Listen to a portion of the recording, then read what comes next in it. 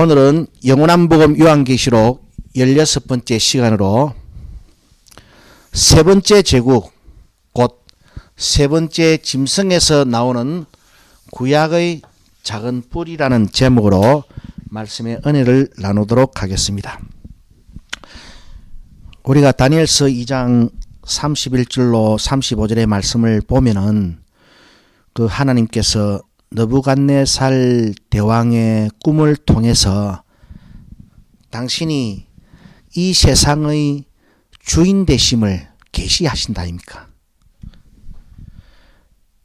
느부갓네살 대왕에게는 그 신상의 각 부위별 재료를 통해서 앞으로 이 세계사는 어떻게 흘러갈 것인가 를 말씀하셨고, 다니엘서 7장 1절로 8절의 말씀에서 다니엘 선지자에게 주신 환상에서는 느부갓네살 왕의 꿈속에서 나타났던 그 한 큰 신상의 부위별 재료의 종류대로 세계사의 흐름을 계시하시는 것이 아니라 네 마리의 짐승으로 세계사의 흐름을 계시하시고 있습니다. 사실 그 꿈도 만약에 느부갓네살 대왕에게 그 세계사의 흐름을 짐승으로 이야기를 했다 하면은 그 해석을 들을 때 상당히 기분이 나빴을 거예요. 그죠? 그래서 아마 그 느부갓네살에게는 신상의 신체 부위별 재료로 이제 당신의 세상의 주인 되심을 계시하시고 있고, 이제 다니엘에게는 살짝 말씀하시는 거지. 뭐라고? 그 세계사는 짐승의 역사다.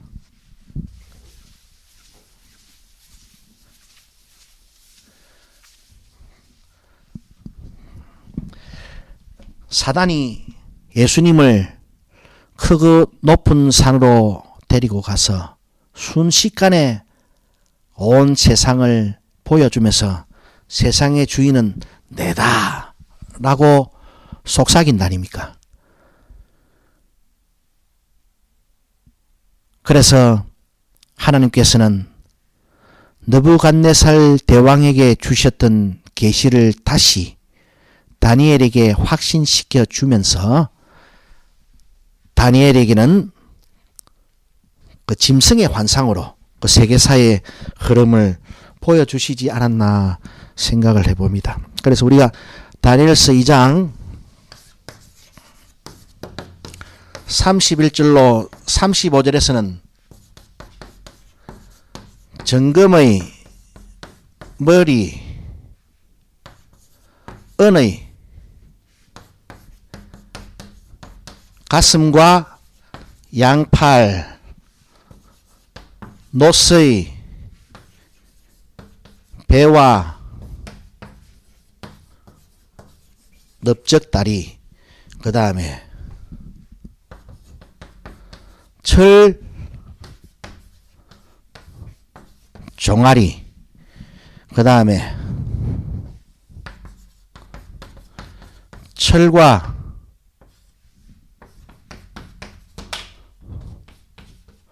진흙의 열 발가락, 이렇게 보여줍니다.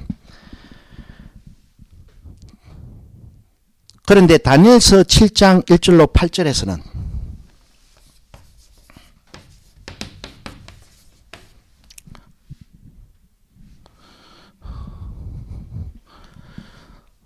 정금의 머리에 상응하는 것이 독수리 날개를 가진 사자, 그 다음에 은의 가슴과 양팔을 묘사할 때는 이제 둘째 짐승인데요. 이 사이에 새 갈빗대, 새 갈빗대를 물고 있는 곰입니다. 곰. 이 곰이 몸의 한 편을 들고 있어요.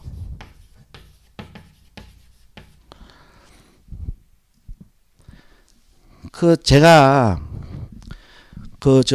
이 세계사의 흐름이 시간 순서상으로 세계 역사에 등장하는 제국들의 발흥을 말하는 것이라고 하는데, 계속해서 그 시한부 종말론자들은 이걸 갖다가 이 내 짐승을 말세 지말로 딱 땡겨 와가지고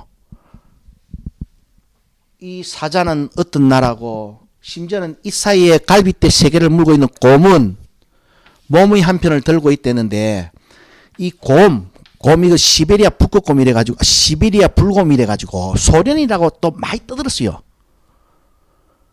그래서 이제 이 사이에 새 갈빗대를 물고 있는 이 곰을 두고 이 공산주의가 돼 가지고 이 시베리아 불곰, 이 소련이 기독교를 완전히 아작을 내 가지고 성부, 성자, 성령 하나님을 대적하는 것으로까지 이 새 갈빗대를 이빨 사이에 물고 있는 환상을 해석을 했습니다.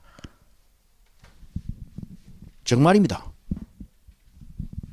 제가 풍문으로 들었어요. 그리고 그 풍문이 아직까지도 여러분 보면은 요한계시록 강의한다는 그 어리석은 목회자들의 입에서 나오는 것 같아요. 제가 보니까. 요즘 그 사람들은 딱 문 걸어 잠그고 수강료 받고 입금한 사람들만 딱 어디 밀실에 불러 모아놓고 그쪽에서 속닥속닥거리니까 정확하게 들리진 않는데, 그것도 돈 주고 배우러 가는 거 보면 한심하지요. 그래 그자 사람들이 곰 이래가지고 이 곰이 상징하는 것은 무엇일까? 그래가지고 새 갈빗대를 물고 있는 것을 갖다가 공산주의의 발흥, 그래가지고 시베리아 불곰, 그 소련을 상징한다고 한참 떠들었습니다. 그래 이제 소련이 와야 돼버리고 이제 러시아가 딸랑 떨어져 나와 버리니까 또 안 맞았죠. 또 그 다음에 또 자기들이 또 말을 맞춰가지고 해석하는 게 있을 겁니다. 그 다음에 이 세 번째 신체 부위 노스의 배와 넓적 다리를 다니엘은 어떻게 보는가 하면은 새의 날개 넷, 머리가 대갈통이 4개인 표범으로 또 하나님이 보여주십니다.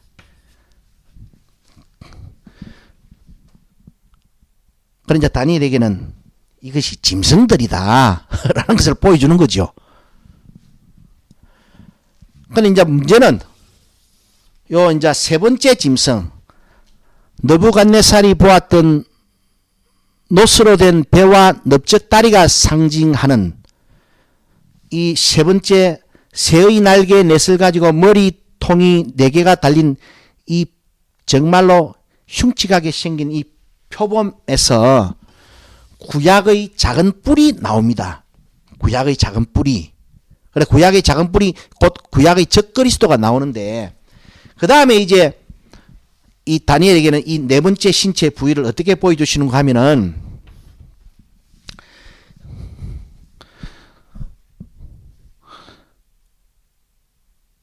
이 무시무시한 환상이었습니다. 이 도대체 형체를 알아볼 수가 없는데, 너무나 이 다니엘이 보았을 때 딱 결론적으로 야 진짜 무섭고 놀랍다. 너무 무섭고 놀라운데 왜 다니엘이 그토록 무섭고 놀라움을 느꼈었던 것인가? 왜 이 네 번째 신체 부위, 네 번째 짐승 곧 네 번째 제국은요 너무나 강했기 때문에 그렇습니다. 강한 게 보통 강한 게 아닙니다. 이게. 그런데 이제 그 중에서 이 짐승이 너무나 놀라웠는데 10뿔이 있다라고 보았습니다. 10뿔이 있다고 보았는데 이제 그 10뿔을 유심히 보는 가운데 10뿔 중에 3뿔이 뽑힙니다. 3뿔이 뽑히고 거기서 작은 뿔이 나옵니다. 이 작은 뿔이 이제 신약의 작은 뿔, 신약의 적그리스도를 상징해 주고 있거든요.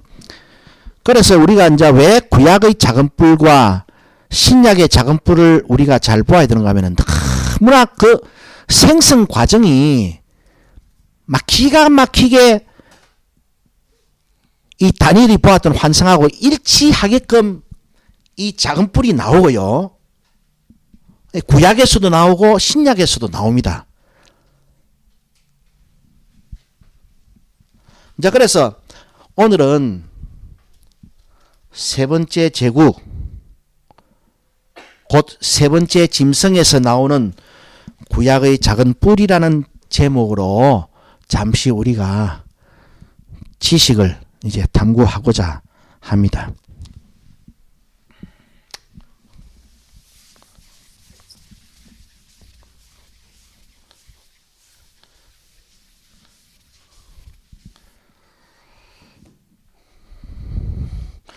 우리가 이 다니엘서 2장 31절로 35절의 말씀에 있는 느부갓네살 왕의 꿈을 그 다니엘이 해석을 하잖아요. 그 해석을 할 때 그 내용이 다니엘서 2장 36절로 45절에 나와 있는데 46절에 나와 있습니다. 나와 있는데 우리가 거기서 보게 되면 39절에 분명히 이렇게 되어 있습니다. 왕의 후에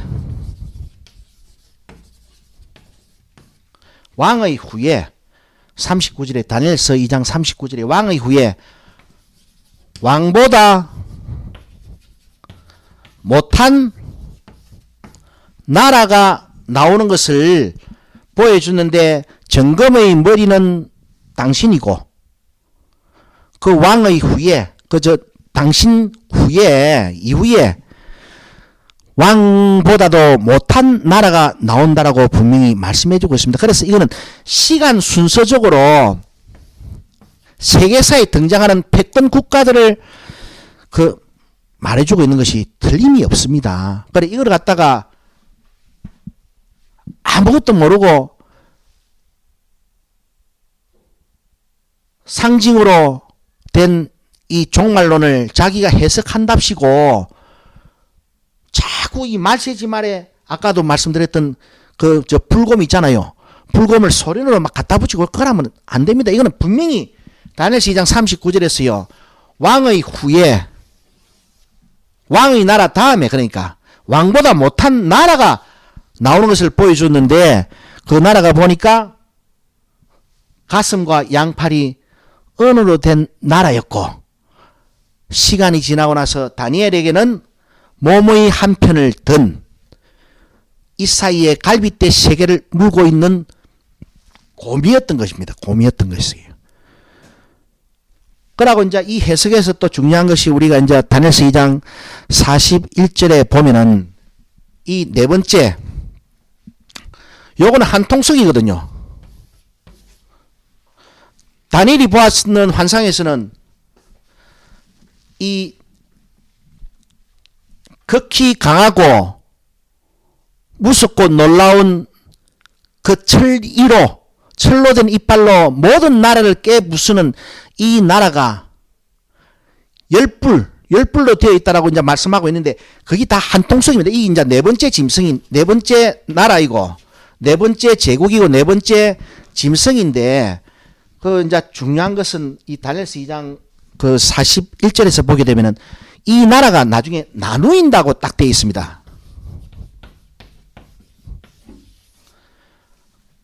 다니엘서 2장 41절에 이 네 번째 나라가 나누인다고 되어 있단 말입니다. 그런데 우리는 이 종말론을 강의하는 그동안의 이 계시록 해석자들이 보면은요, 이 나누인다는 말을 분명히 본문에 기록이 되어 있는데 이걸 쏙 빼버리고 상징으로 들고 내려와가지고 아까 두 번째 짐승 그 시베리아 불곰을 소련이라고 이야기했듯이요. 이거를 갖다가 종말에 등장하는 이시제국으로 전부 다 이해를 했던 겁니다. 그런데 이제 그 이시제국이 숫자가 더 채워져 가지고 처음에는 10개 나라였는데 이시제국이 구성원이 이제는 뭐 13개 뭐 이제는 뭐 동유럽의 일부 지역까지 다 이시제국 나토로 다 편입됐잖아요. 그죠? 그러다 보니까 이제 그들의 해석이 틀린 것이 이 백일화에 나왔는데 그래도 아직까지 그 여파가 남아가지고 지금 푸틴이 지금 우크라이나를 침공했잖아요. 그래 이제 막 또 막 그거를 보고는 막 또 막 기어이 뭐 푸틴을 중심으로 세계 3차 세계대전이 일어난다고 막 지금 또 막 자기들끼리 문자 주고받아서 자꾸 막 문자 보내고 막 이랬었더라고. 제 장담할게요. 곧 결과 나올 것이지만은 푸틴으로 인해서 3차 세계대전 핵전쟁 일어나지 않습니다. 그거 한번 보세요. 그냥 꼭 그 중동 지방이나 막 그런 지역에서 전쟁이 날 때마다 이 그런 식으로 이게 분명히 그 나라가 이 네 번째 나라가 자 39절에서 왕의 후에 왕보다 못한 제국이 등장할 것이 예언되고 그리고 네 번째 나라까지 가서 네 번째 나라가 나누인다고 이야기를 해놨는데 계속해서 이 나누인다는 말에는 착안하지 않고 나누인다는 것을 통해서 우리는 역사의 시간을 들여다봐야 되잖아요.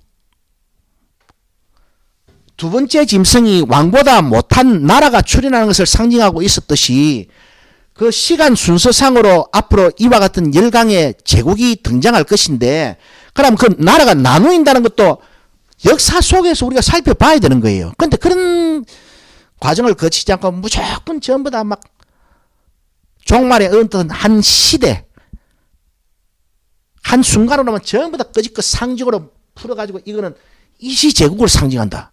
그러니까 이게 바로 이시제국이 될 수가 없습니다. 그렇게 해석하기를 좋아했던 사람들이 뭐 지금 아까도 말씀을 드렸지만은 요번에 푸틴이 뭐 우크라이나에 침공했다고 이제 3차 핵전쟁 발발한다고 막 큰 소리들 치고 있습니다. 그러니까 제가 장담을 다시 한번 드리는데요. 3차 세계대전 핵전쟁으로 그래 안 일어납니다.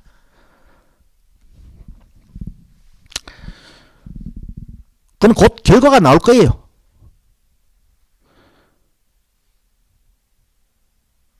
그래서 다니엘서 2장 41절에서는 나누인다. 그리고 나누인 이 네 번째 제국이 다른 인종과 섞인다고까지 다니엘서 2장 43절에서는 예언하고 있습니다.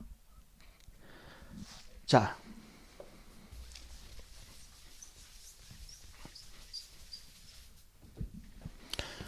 (39절에서) 왕의 후에 왕보다 못한 나라가 일어난다. 그래 일어나다가 41절에 네 번째 짐승 네 번째 나라는 나누인다. 그 다음에 43절에는요.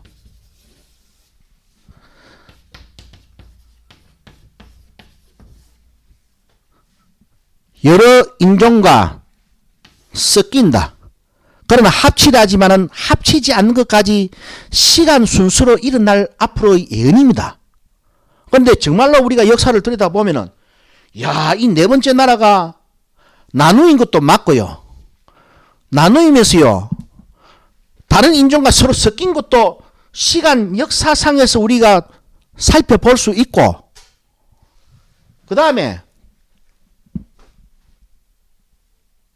이게 다시 합치려고 하지만은 절대로 또 잘 안 합쳐지는 것을 오늘 이 시간까지 보고 있는 거예요. 근데 중요한 거는 44절에서 다니엘이 이런 말씀을 하십니다. 이 열왕의 때에 하늘의 하나님이 한 나라를 세우신다 그런 거예요. 이제 거기에 예언의 방점이 있습니다. 그래서 이 시간 순서상 등장하는 이 짐승, 제국. 그럼 언제 말세가 오느냐? 우리가 소위 말하는 언제 주의 재림이 있을 것이냐? 왜냐하면은 우리가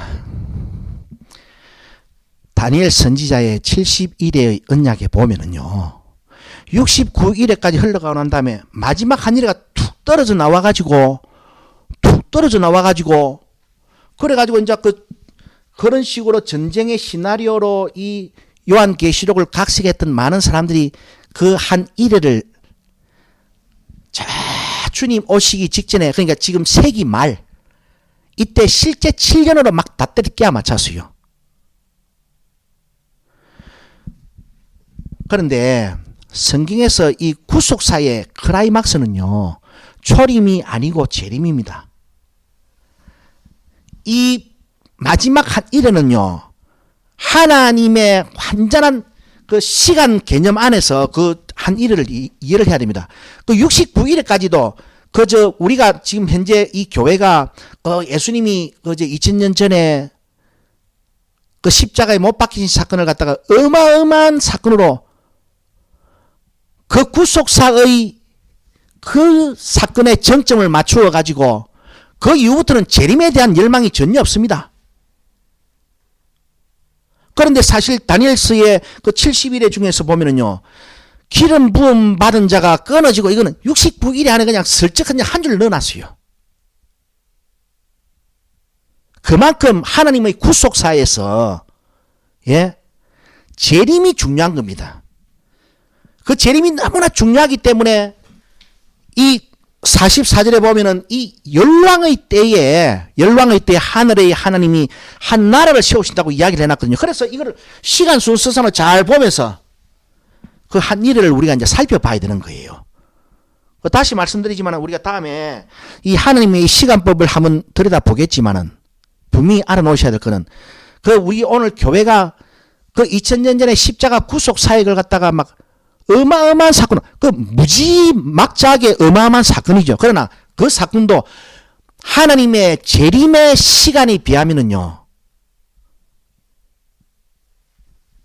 별 중요하지 않을 정도로 그만큼 재림이 영광스러운 것이고, 하나님의 구속사의 클라이막스는 재림에 성취됩니다.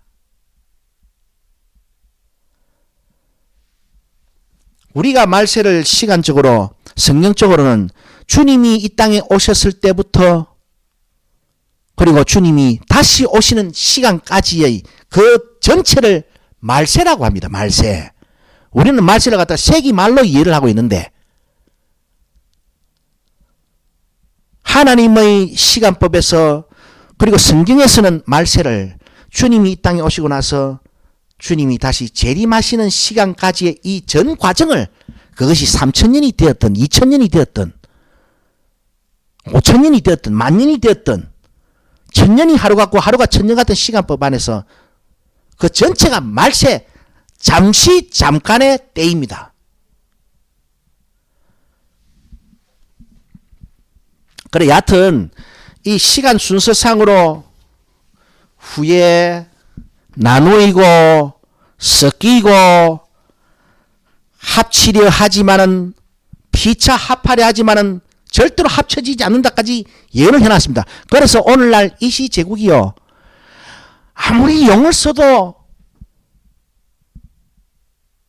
가이사 같은 진짜 어마어마한 제왕을 배출할 수 없습니다. 합할 수가 없기 때문에. 그것까지 예언이 되어 있습니다. 그래, 그 시간, 그러니까 주님은 언제 당신의 나라를 세우실 것인가? 자, 네 번째 짐승 때부터 우리가 이제 역사를, 시간을 살펴보면, 네 번째 짐승에서요, 이 네 번째 짐승이 출현하고 나서 그것이 나누이고, 예? 나누인 기간부터도 지금까지 지금 시간이 1500년이 지났어요. 1500년. 우리 인간의 봤을 때는, 야, 이 1500년 어마어마한 시간인데요, 하나님 안에서는 이 잠깐입니다. 그러니까 하나님은 곧 나누인 때부터, 그러니까 이 열왕의 때, 44절에 이 열왕의 때에 하늘의 하나님이 한 나라를 세우시는데, 나누이고 나서 섞이고, 섞이는 거 우리가 다 역사상에 살펴볼 수 있습니다. 왜? 이 후라는 시간표대로 이 세계 역사에 등장한 패권 국가들이기 때문에, 세계 정세이기 때문에, 이 열왕의 때 나누이고 나서 섞이고 피차 합하려 하지만은 합하지지 않는 이 나누인 시간부터 합해지지 않는 이 전 시간 가운데 하나님이 한 나라를, 그 국권이 다른 나라에게로 옮겨가지 않는 영원한 나라를 건설한다라고 약속을 하셨습니다. 그 다음에 이제 다니엘서 8장을 우리가 보겠습니다.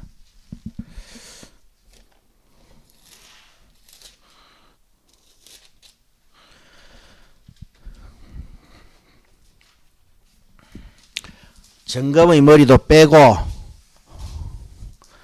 이제 구약의 작은 뿔이 어떻게 나오는가를 다 그 역사 속에서 분간해라고 딱 기가 막히게 말씀해 놓으셨는데 요 네 번째 짐승도 빼고요.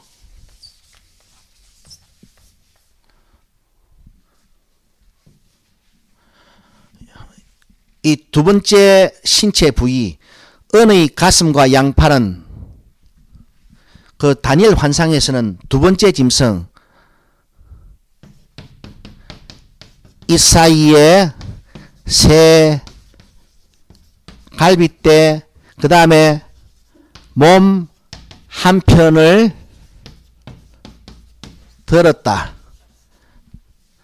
그 다음에 또 다니엘 환상에서 이 세 번째 신체 부위 세 번째 제국은 새의 날개 4개 머리통 4개의 표범입니다.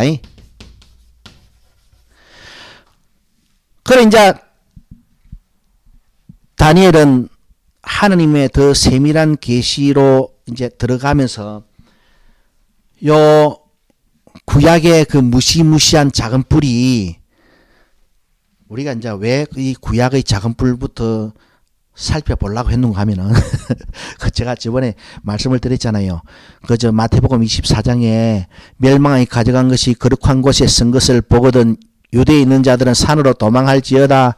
그날에는 아이 뵌 자들과 젖 먹이는 자들에게 화가 있을 것이다. 이러니까 막 저 멸망이 가져간 것이 거룩한 곳에 선다는 것을 갖다가 막 전부 다가 뭐로 해석을 했는가 하면은요.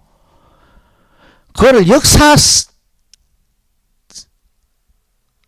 통해서 시간 안에서 고찰해 봐야 될 그 예언을 상징으로 해석한다고 말세지 말에 저 예루살렘 성전 자리에 적그리스도 큰 흉상이 들어온다 아니면 뭐 세계를 지배하는 바코드를 때리는 큰 컴퓨터 본체가 어마어마하게 큰 게 들어온다 뭐 그런 말까지 막 만들어냈습니다.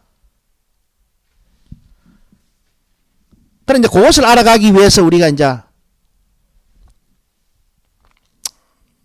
역사 속으로 들어가 가지고 하나님께서는 어떻게 그 역사를 예언하고 있는가를 살펴보는 그 시발점으로 구약의 작은 뿔을 이제 보고자 하는 거예요.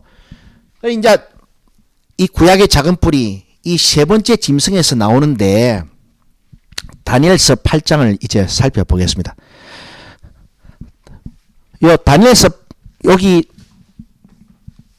다니엘서 8장 1절에서 4절이 요 두 번째 짐승을 예언을 하고 있고요. 그 다음에 다니엘서 8장 5절에서 14절 요 전체를 통해서 세 번째 짐승에서 나오는 역사상에 등장하는 구약의 작은 뿔을 예언을 해주고 있습니다. 그래서 우리가 다니엘서 8장 그 1절로 4절의 말씀을 딱 보니까 3절에 내가 눈을 들어 본즉 강가에 두 뿔 가진 뿔이 두 개인 수양이 있어요. 수양이 섰는데 그 두 뿔이 다 길어도 한 뿔은 다른 뿔보다 길었다. 그렇게 이야기하고 있습니다.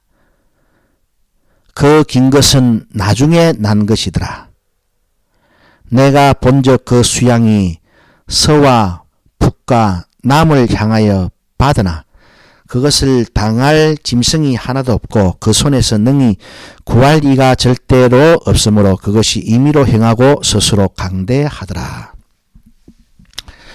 여기 보니까 그 다니엘에게 보여준 환상에서는 이 두 번째 짐승이요.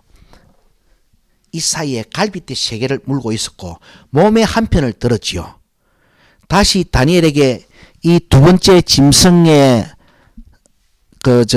역사성을 이렇게 하나님이 예언해 주시는데, 그 다니엘서 8장 1절로 4절에서는 다니엘이 보았던 몸의 한 편을 들었던 것을 뭐로 묘사해 주고 있는가 하면, 뿔이 두 개가 있는데 그 수양에게 뿔 하나가 더 길다 이렇게 이야기해 놨습니다. 몸의 한 편을 들었던 곰은 두 뿔이 달린 수양으로 다시 구체화되면서 그 뿔이 곰의 환상에서는 몸의 한 편을 들었지만, 두 번째 수양의 환상에서는 뿔 두 개 중에 뿔 하나가 더 길었다. 그리고 그 두 번째 짐승 곰의 환상에서는 그 곰이 몸의 한 편을 들었을 뿐만 아니라 이 사이에 갈빗대 세 짝을 부사 묶고 있었다. 다시 수양의 환상에서는 수양에게 두 뿔이 있는데 곰이 몸 한 편을 들었음과 같이 이 수양의 두 뿔 중에 한 뿔은 좀 더 길다. 그리고 그 긴 뿔은 나중에 난 것이다. 이렇게 이야기를 하죠. 기가 막힙니다, 이게. 그리고 이 사이에 갈빗대 세 개를 물고 있던 곰은 이 수양의 뿔이 서와 남과 북을 들이받고 있는 환상으로 다시 재현됩니다. 그래서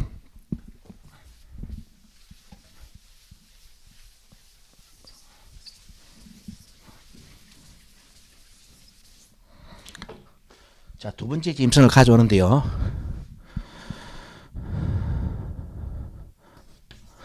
은의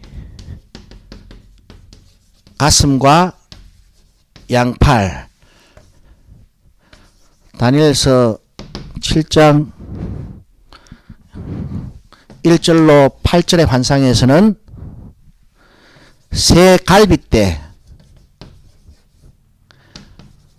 몸의 한 편을 들은 곰,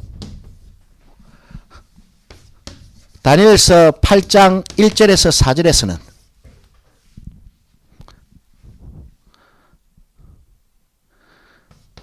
긴 뿔, 작은 뿔, 요 짧은 뿔이라 얘기네. 짧은 뿔.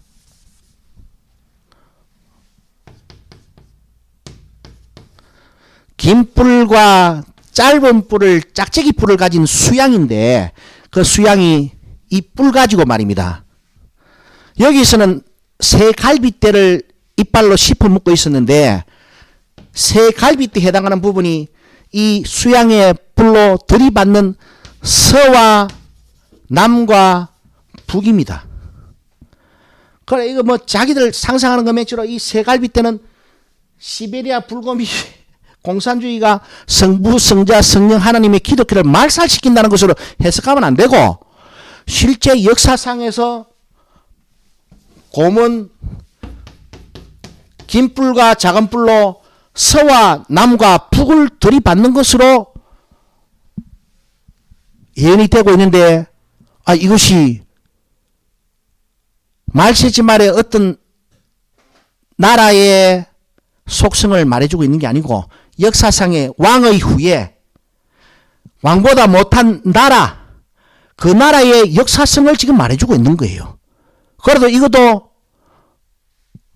다니엘이 예언을 할 때는 최소한 50년 전의 일입니다. 50년 후에 나타날 일을 정확하게 예언하고 있어요. 그래서 새 갈빗대를 물고 몸의 한 편을 든 곰은 긴 뿔과 작은 뿔을 가지고, 긴 뿔은 나중에 났습니다. 긴 뿔과 작은 뿔을 가지고 서와 남과 북을 들이받는 수양으로 딱 구체화되어 있습니다. 실제적으로 두 번째 제국을 페르시아 제국이라고 하는데, 페르시아 제국은요, 메대와 바사라는 두 민족의 연합국가입니다. 우리가 이 다니엘 선지서 보면은 다리오 대왕도 출연하고 고레스 원년이라는 말도 나옵니다. 다니엘은요, 굉장히 수명이 오래돼 가지고 바벨론의 느부갓네살 대왕, 그리고 바벨론 제국의 마지막 벨사살 대왕까지 지나가서 다리오 대왕, 두 번째 제국이 곰, 수양, 이 제국이 페르시아 제국인데, 페르시아 제국은 메대와 바사의 연합국가였습니다. 거기 수양이 보니까 하나는 뿔이 더 길고 그 더 긴 뿔은 나중에 났다 그랬죠. 다니엘서 8장 1절로 4절 말씀에서. 마찬가지로 처음에는 메대와 바사 연합국으로 출현한 이 페르시아 제국이요, 고레스가 양보를 해가지고 메대 민족의 왕이 메대 바사 연합 제국인 페르시아 제국의 일대 왕이 됩니다. 그래서 그 다니엘서를 읽어보면은 다니엘은 느부갓네살과 벨사살의 시대를 거쳐서 다리오 대왕이 등장할 때까지 생존했고, 다리오 대왕이 등장했을 때 그 총리를 3명 뽑았는데 그 3명 뽑은 총리 중에 한 사람이 다니엘이었습니다. 그리고 그 다리오 대왕 때 우리가 잘 아는 70일의 언약 예언을 받았던 것이고, 그리고 그의 수명은 고레스 대왕까지도 지나갑니다. 그 처음에는 고레스 대왕이 바사 제국의 황제인 이 고레스 대왕이 자리를 양보합니다. 그 다리오 대왕이 나이가 또 좀 많았어요. 아마 그 당시에 60살이 넘었을 겁니다. 고대에 60살까지 살았으면 많이 살았어요. 비리비리했습니다. 뭐 왜 됐든지 간에 고레스가 양보를 좀 해가지고 메대 제국의 다리오 대왕이 메대 바사 제국, 곧 페르시아 제국의 일대 황제로 등극을 합니다. 그러나 계속 이어지는 정복 전쟁을 통해 가지고 이 고레스가 혁혁한 공가를 세우다 보니까 할 수 없이 지가 이제 역사의 전면에 등장해야만 하게 되었는데, 그래서 고레스 대왕이 역사상에 등장해가지고 이제 바벨론 포로민들을 고향 땅으로 돌아가라는 조서를 발표하잖아요. 그런데 이제 그때 다니엘은 그 포로 기한민들의 대열에 합류하지 못하고 그냥 바벨론 땅에서 남아있다가 거기서 천수를 누리다가 죽습니다. 그래서 이 수양이 앞에서 고물어온 이사의 갈빗대 3개를 물었는데, 수양은 뿔이 하나 길었고 그 더 긴 뿔이 나중에 출현했대죠. 다 역사상으로 그렇게 맞아떨어졌던 겁니다.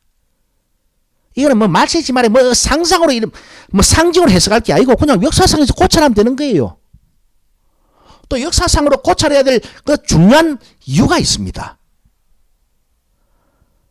그래서 곰이 이사이의 갈빗대 3개를 물었듯이 이 수양이 서와 남과 북을 마구잡이로 들이받아 버리잖아요.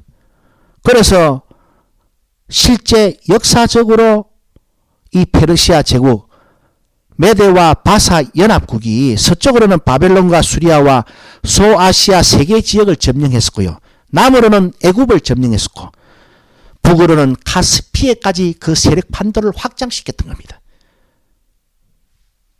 그러니까 역사상으로 이제 성취된 것이다 이 말이죠. 그러니까 이거 가지고 자꾸 이제 말세지 말로 가져오지 말자. 자, 그런데 이제 다니엘서 8장 5절로 14절의 말씀에 보면은 이 세 번째 짐승, 노수로 된 배와 넓적다리였지요. 이것이 다시 다니엘 환상, 다니엘서 7장 1절로 8절에서는요, 새의 날개 넷, 머리통 4개가 달린 표본. 요것도 역사적으로만 너무 절묘하게 맞아떨어집니다. 이게. 그래서 우리가 이제 다니엘서 8장 5절로부터 14절 말씀까지를 읽어보면은 이제 요 세 번째 짐승에서 이 구약의 작은 뿔이 곧 구약의 적그리스도가 예언되어지고, 그것이 실제적으로 그 작은 뿔이 등장하기, 그러니까 이 다니엘 선지자 예언은 한 대충 연대를 추적해 보면은 한 400년 전에 이미 정확하게 400년 후에 이 세 번째 짐승에 나올 이 구약의 작은 뿔을 절묘하게 그대로 예언하고 있으니까 이 신약의 작은 뿔도 역사상으로 딱 보면은 딱 그 정체가 절묘하게 딱 맞아떨어지게 돼 있어요. 이게 자꾸 상징으로 말세지 말로 갖다 맞추면서 멸망하게 가져간 것이 거룩한 것에 쓴 것을 보고들어 갔다가 중동지방 예루살렘 성지에 예루살렘 성전이 재건되고 그 성전 자리에 적그리스도 정부가 들어서고 뭐 적그리스도 컴퓨터가 뭐 온 세계를 좌지우지하는 모든 사람의 생사 여탈권을 가진, 여러분 푸틴만 하더라도 그 뭐 우크라이나 그 뭐 그 약한 나라를 뭐 금방 점령할 것 같지만은 그것도 보니까 뭐 지금 2달가량을 지금 벌써 끌고 있잖아요. 여기 저 예언을 하는데 앞으로 푸틴을 통해서 제3차 세계대전 핵전쟁 종말전쟁 절대로 안 일어납니다. 제가 장담을 하지요. 제가 왜 이렇게 장담을 하는가 하면은 이 가마보이 뭐 이 목사님한테 저 목사님한테 뭐 대충 소식을 들으니까 뭐 지금 뭐 딴에 뭐 요한계시록에 관심 있다는 사람들이요. 그 목사들이 뭐 아는 사람들한테 뭐 이제 곧 세계 3차 종말 핵전쟁이 일어난다고 막 떠들고 돌아다니는가 봐요. 그래서 제가 막 확실하게 예언합니다. 성경적으로 봤을 때 절대로 푸틴은 세상의 종말을 가져오는 지도자가 아닙니다, 여러분. 뭐 그런 거는 예언도 안 해놨습니다. 여러분, 세계사에서요, 징기스칸, 몽골 제국이요, 얼마나 그 정말로 거대한 세력 판도를 누렸는지는 오늘 이제 세계사에 그 베일이 벗겨지고 있잖아요. 예? 이 통째로 이 네 제국의 이 판도하고도 다 합쳐도 비교가 안 될 정도로 어마어마한 제국이었습니다. 몽골의 징기스칸이요. 몽골의 징기스칸 같은 거는 성경에서 절대로 그 뭐 예언축에 끼 넣지도 않습니다. 그 뭐 그 상대도 안 합니다. 뭐 그거 뭐 지가 그렇게 하든지 말든지 간에 뭐 그거는 하나님의 구속사와는 전혀 관계없거든. 그러니까 단언하건대 푸틴은 세계 종말을 가져오는 지도자가 절대로 될 수 없습니다. 징기스칸도 예언을 안 하지만은 하나님은 구약의 작은 뿔과 신약의 작은 뿔을, 구약의 적그리스도와 신약의 적그리스도를 역사상에서 그대로 절묘하게 예언하고 있습니다. 그래서 다음 시간에 이 세 번째 짐승에서 나오는 구약의 적그리스도의 역사적 실제를 다시 한번 들여다보면서 이제 우리는 신약의 작은 뿔, 그래 징기스칸까지도 관심 가지지 말고요. 그 정말로 징기스칸이요, 그 유럽 원정 중에 몽골을 뭐 좀 잠시 금나라 제국을 완전히 멸망시키기 위해서인가, 그리 하기 위해서 말머리를 돌린 가운데 낙마해가지고 죽지 않았다 하면요, 한 10년만 더 뻗어나가 붙으면요, 아마 영국까지 점령됐을 겁니다. 어마어마한 기세였습니다. 그 뭐 백전백승 아니었습니까? 여러분 세계사 한번 살펴보십시오. 4개 제국의 영웅들보다도요, 통틀어도 징기스칸의 발끝에도 못 미칩니다. 그만큼 어마무지한 인물입니다. 그러나 그런 거는 성경에서 한마디로 안 해놨습니다. 그 시피한 거 그런 거는. 왜? 사람 편에서 세계사에서 봤을 때는 그게 어마어마한 존재이지만은요, 구속사에서는요, 하나님은 이 구속사를 통해서 이렇게 이 당신의 백성에게 말씀하실 때요, 당신의 나라가 종국에는 이 세계 위에 우뚝 솟게 될 것이야. 그것은 영원한 나라다. 예? 그러면서 그 구속사와 관련해서, 하나님의 나라와 관련해서 작은 뿔, 이 적그리스도가 중요한 것이기 때문에 구약의 적그리스도, 신약의 적그리스도가 어떻게 출현하는가? 그거는 정말로 지금 다시 이제 이 성경을 알고 세계사를 접해보면요. 야, 이렇게까지 맞을 수가 있는가? 그래서 우리는 다음 시간에 구약 적그리스도의 출현을 조금 더 유심히 살펴보면서 이제 신약의 적그리스도와 그리고 신약의 적그리스도를 하나님이 심판하시고 세우실 영원한 나라에 대한 영원한 제국에 대한 소망을 다시 한번 고치시켜야 될 필요성이 분명히 있기 때문에 오늘은 여기까지만 하도록 하겠습니다.